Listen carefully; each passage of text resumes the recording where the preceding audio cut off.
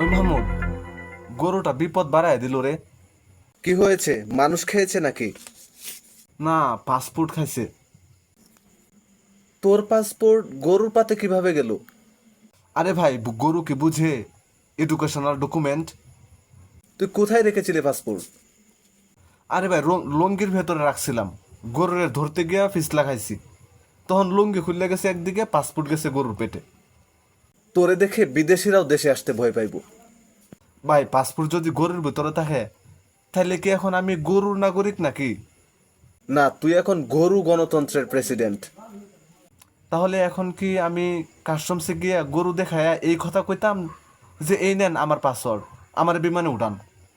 তোরে বিমানে না, গরুর গাড়িতে উঠাইয়া দিয়া সোজা খামারে পাঠাই দিব। তাইলে ভাই, পাসপোর্ট হজম হয়ে গেলে কি এখন উল্টা দিক দিয়ে ভিসা বাইর হইব? তুই নিজেই একটা অপরিষ্কার ইমিগ্রেশন অফিস। চুপ কর।